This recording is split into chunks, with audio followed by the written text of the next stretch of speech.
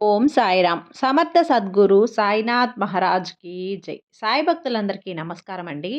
మన బాబా గారి దయ వల్ల మనందరం బావుండాలి, సంతోషంగా ఉండాలి అని చెప్పి మనస్ఫూర్తిగా కోరుకుంటూ, ఈరోజు బాబా గారి సందేశం వినే ముందు మనకు బాగా తెలిసిన గురువుగారండి.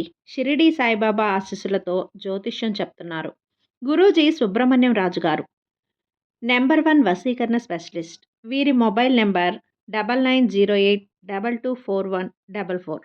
ఎలాంటి ప్రాబ్లం ఉన్నా కేవలం ఫోన్ ద్వారా పూజలు చేసి పరిష్కరించేస్తారు. నేరుగా వెళ్ళాల్సిన పని లేదు. పర్సనల్‌గా మీట్ అవ్వాల్సిన అవసరం లేదు.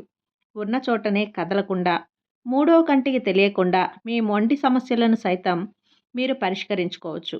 ప్రేమ, పెళ్లి, ఉద్యోగం, రాజకీయం, విదేశీ ప్రయాణం, ధనం నిలకడగా లేకపోవటం, భార్యాభర్తల మధ్య గొడవలు, ఆస్తి తగాదాలు, అప్పుల బాధలు, స్త్రీలు పురుషులకు ఎటువంటి గుప్త సమస్యలు ఉన్నా సరే నంబర్ 1 వశీకరణ స్పెషలిస్ట్.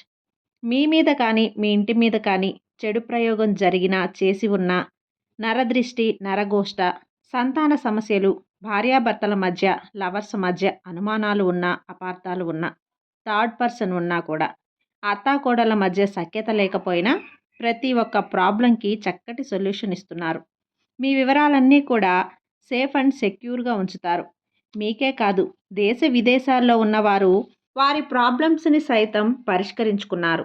ఎంతోమంది విదేశాల్లో అయోమయ స్థితిలో ఉండి ఏమీ తోచని స్థితిలో ఉన్నప్పుడు ఈ గురువుగారికి కాల్ చేసి ప్రాబ్లమ్స్ని సాల్వ్ చేసుకొని ఈరోజు చాలా హ్యాపీగా లైఫ్ అనేది లీడ్ చేస్తూ ఉన్నారు. కాబట్టి స్క్రీన్ మీద ఉన్నటువంటి నెంబర్కి ఒక్కసారి కాల్ చేయండి. మీ సమస్యను గురువుగారితో పంచుకోండి. ఇక వీడియోలోకి వచ్చేస్తే బాబా గారి సందేశం ఏంటంటే, తల్లి, ఇది మాత్రం నువ్వు మిస్ చేసుకోవద్దమ్మా. శుక్రవారం రోజు 10 గంటలకు నీకొక ఫోన్ కాల్ వస్తుంది. ఎవరు ఫోన్ చేసేది?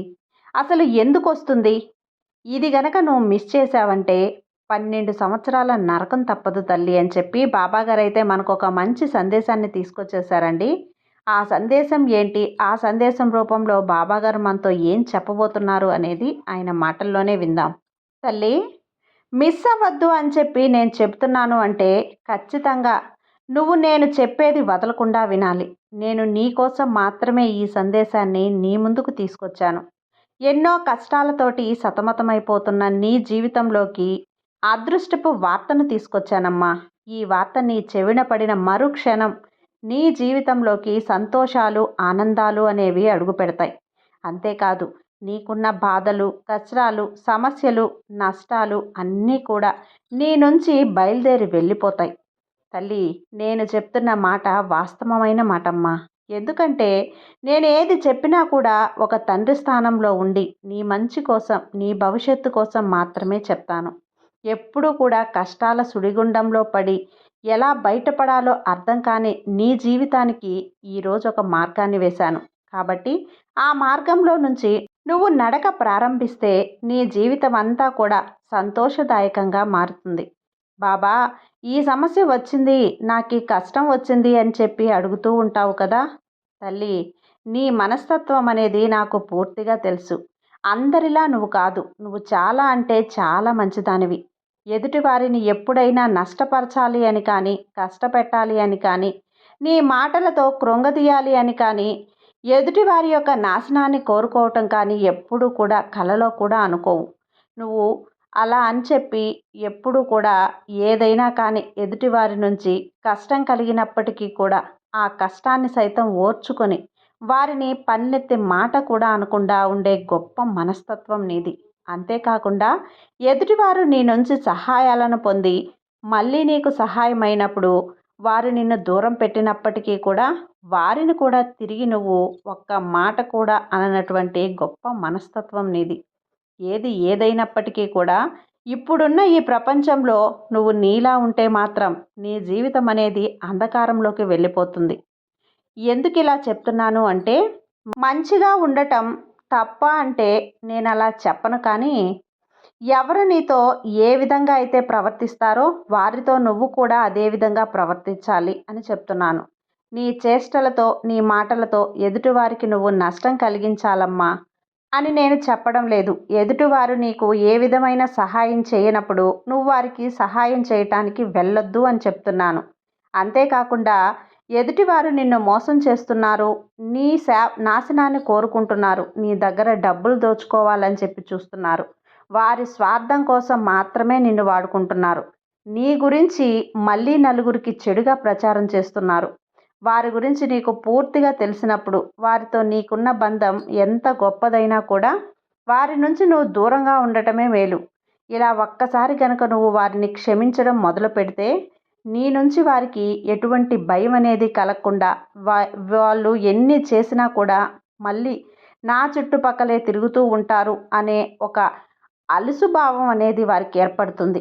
దీని కారణంగా వాళ్ళు మళ్ళీ మిమ్మల్ని మోసం చేయటం, మళ్ళీ వారి అవసరాలకు వాడుకోవటం ఇటువంటివన్నీ కూడా చేస్తూ ఉంటారు. కాబట్టి అటువంటి వారిని దూరం పెట్టడం వల్ల నీకు మంచి జరుగుతుంది తప్ప ఎటువంటి చెడు జరగదు. అంతేకాకుండా నీ బంధువుల్లోనే నీ మీద పడి ఏడ్చేవారు చాలామంది ఉన్నారు. ముఖ్యంగా నీ అత్త ఇంటి వైపు వాళ్ళు, నీ పుట్టింటి వైపు వాళ్ళు ఉన్నారు. నీ అత్తింటి వైపు వాళ్ళు నీ యొక్క నాశనాన్ని కోరుకుంటూ నీ ఎదుగుదలను తొక్కేయాలని చెప్పి చూస్తూ ఉంటారు. నిన్ను ఒంటరిగా నిలబెట్టాలి అని చెప్పి చూస్తూ నిన్ను ఎప్పుడు పతనం అవుతావా, ఎప్పుడు నువ్వు ఏడుస్తావా అని ఎదురు చూస్తూ ఉంటే నీ పుట్టింటి వాళ్ళేమో నువ్వు ఎంత సంపాదిస్తున్నావో ఎంత వెనకేసుకుంటున్నావో అని చెప్పి వాళ్ళు ఏదో ఒక రకంగా నీ దగ్గర నుంచి ధనం ఎక్కువగా ఉంది అన్న ఒకే ఒక్క ఉద్దేశంతో నీ మీద కాస్త ఈర్ష్యను చూపించే అవకాశం కూడా కనిపిస్తూ ఉంది. నీ యొక్క రక్త సంబంధీకులు కాకపోయినా కూడా ఇతర బంధువులలో ఉన్న వ్యక్తులైతే అలా అలాగే ఉన్నారమ్మా. వారి యొక్క చూపులను బట్టి, వారి మాట తీరును బట్టి నీ ఎదుటివారు ఏ విధంగా నీ గురించి ఆలోచిస్తున్నారు, ఎదుటివారు నీ మనస్తత్వాన్ని ఏ విధంగా లెక్కబెడుతున్నారు, నీ మాటకు ఎంతవరకు విలువనిస్తున్నారు, నీకెంతవరకు విలువ ఇస్తున్నారు, వీటన్నింటినీ కూడా నువ్వు అంచనా వేసుకొని దానికి తగ్గట్టుగా వారితో నీ ప్రవర్తన ఉండాలి. ఈ విషయాన్ని నువ్వు తెలుసుకోగలిగితే నీతో ఎవరైనా మంచిగా ఉంటారో వారితో నువ్వు మంచిగా ఉండు. నిన్ను ఎవరైతే కలుపుకుంటారో వారితో నువ్వు కలువు. అంతేకాకుండా నువ్వు ఎవరైతే ప్రేమగా మాట్లాడుతూ ఆప్యాయతను చూపిస్తారో వారితో నువ్వు ప్రేమగా ఉంటూ ఆప్యాయతను చూపించు. నీతో మాట్లాడకుండా నిన్ను దూరం పెట్టాలి, నిన్ను ఒంటరిగా ఉంచాలి అని చెప్పి ఎవరైతే చూస్తూ ఉన్నారో అటువంటి వారి వెనక పడటం అయితే నువ్వు ఇకనైనా మానేసే. ఎందుకంటే అలా వెనకబడి నువ్వు పలకరించుకోవటం వల్ల, నువ్వు మాట్లాడటం వల్ల నీ వ్యక్తిత్వానికి, నీ ఆత్మగౌరవానికి చిన్నతనం అవుతుందే తప్ప నీకు విలువనేది పెరగదు. ఈ విషయాన్ని గుర్తుంచుకో. అర్థమైందా? ఇటువంటి చిన్న చిన్నవన్నీ కూడా పాటించుకుంటూ నీ జీవితంలో నువ్వు సంతోషాన్ని ఆహ్వానించుకోవాలి. ప్రతి మనిషికి కూడా జీవితంలో కష్టాలు, నష్టాలు, సుఖాలు, సంతోషాలు వస్తూ ఉంటాయి. అవన్నీ కూడా అప్పుడప్పుడు వెళ్ళిపోతూ ఉంటాయి. నీకు కష్టం వచ్చినప్పుడు అయ్యో నాకు కష్టం వచ్చిందే అని చెప్పి గుండెలు బాదుకోకూడదు. ఆ కష్టం నుంచి ఏ విధంగా బయటపడాలి, ఏ ఆలోచన చేస్తే దాని నుంచి బయటపడొచ్చో, ఏ విధంగా దాని నుంచి తప్పించుకోవాలి, మరలా రాకుండా ఉండాలి అంటే ఏం చెయ్యాలి అనేది ఆలోచించుకోవాలి.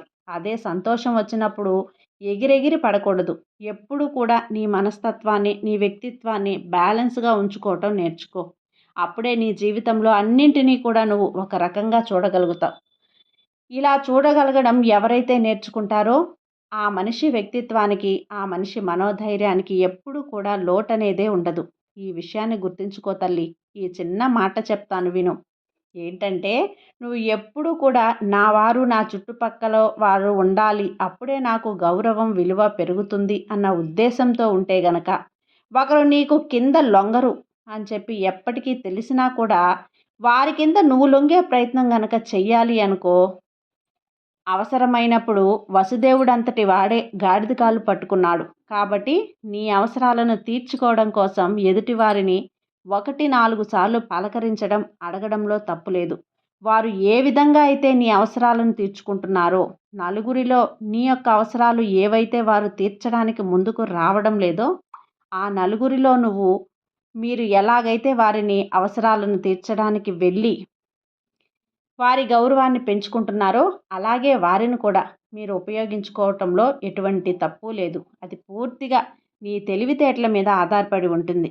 ఎప్పుడైనా కానీ మీ డబ్బు, మీ గౌరవం నష్టపోనంత వరకు ఎదుటివారితో నువ్వు ఎలాగైనా కూడా మాట్లాడుకోవచ్చు. అది నీ తెలివితేటల మీదే ఆధారపడి ఉంటుంది. తల్లి, ఇప్పుడు కార్తీక మాసం చివరి శుక్రవారం. సరిగ్గా రేపటి రోజున అంటే శుక్రవారం రోజున 10 గంటలకు నువ్వు ఎదురు చూస్తున్నటువంటి ఒక ఫోన్ కాల్ వస్తుంది.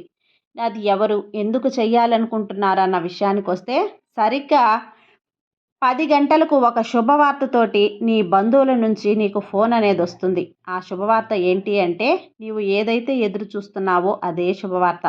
అదేంటి అంటే, నీవు నీ జీవితంలో ఏ విషయమైతే జరిగితే నీ జీవితం ఆనందంగా ఉంటుంది, సంతోషంగా ఉంటుంది అని చెప్పి అనుకుంటున్నావో అది నీ జీవితంలో జరగబోతుంది. నీ ఆస్తి ఏదైతే ఉందో ఆ ఆస్తికి అధిక రేట్ అనేది పలకబోతుంది. ఆ యొక్క వార్త నువ్వు వినటంతోటి నా జీవితంలో సగం కష్టాలు పోయాయి, ధనలక్ష్మి నా ఇంట అడుగు పెడుతుంది అనే వార్త నువ్వు విని ఎగురు గంతులేస్తావమ్మా. ఈ శుభవార్తతో ఈ శుక్రవారం రోజు నీ నీకు సంతోషకరమైన వార్తతో ఇంకాస్త నీకు పండగ వాతావరణం నీ ఇంట ఏర్పడుతుంది. కాబట్టి ఈ శుక్రవారం రోజు సరిగ్గా 10 గంటలకు వచ్చే ఈ ఫోన్ కాల్ని మాత్రం నువ్వు అస్సలు మిస్ చేసుకోవద్దు. ఎందుకంటే ఇది మిస్ చేసుకున్నావంటే 12 సంవత్సరాల వరకు ఇటువంటి శుభవార్త అనేది నువ్వు వినలేవు. ఎప్పుడైనా కానీ అదృష్టం వచ్చినప్పుడే తలుపు అనేది తీసి అదృష్టాన్ని ఆహ్వానించాలి.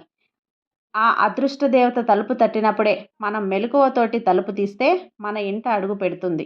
ఏమరపాటుతో నువ్వు నిర్లక్ష్యంగా ఉంటే ఆ అదృష్ట దేవత నీ ఇంటి నుంచి వెళ్ళిపోతుంది. కాబట్టి ముందుగానే హెచ్చరించి చెప్తున్నాను. నువ్వు సరిగ్గా ఆ రోజు ఫోన్ కాల్ ద్వారా అయినా లేదా వేరే వ్యక్తి నీకు వచ్చి చెప్పడం ద్వారా అయినా నీ ప్రాపర్టీకి సంబంధించిన విషయం మాత్రమే కాక ఏ ఇతర విషయాల్లోనైనా సరే నువ్వు ఎదురు చూస్తున్న ఒక శుభవార్త అయితే ఆ రోజు ఖచ్చితంగా నీకు 10 గంటల కల్లా నీ చెవిన పడుతుంది. ఇది బాబాగా నేను నీకు ఇస్తున్నటువంటి వార్త. నా వాక్కులో ఎటువంటి మార్పు జరగదు. ఖచ్చితంగా నా మీద నమ్మకాన్ని నుంచి శుభవార్త కోసం ఆనందంగా ఎదురుచూడు. ఆ రోజు శుభవార్త విన్న తర్వాత నోరు తీపి చేసుకొని, బాబా నువ్వు చెప్పింది నిజమే బాబా అని చెప్పి మళ్ళీ నన్ను తలుచుకొని తీరుతావు. ఖచ్చితంగా ఇది జరిగి తీరుతుంది తల్లి. ఖచ్చితంగా నీకు శుభవార్త అందుతుంది. నీ బాబా మీద నమ్మకంతో ఉండమ్మా. నీకంతా మంచే జరుగుతుంది. నీ సాయి నీకు తోడున్నంత వరకు నీకు భయమెందుకు చెప్పు. సర్వేజన సుఖినో భవంతు. జై సాయిరాం.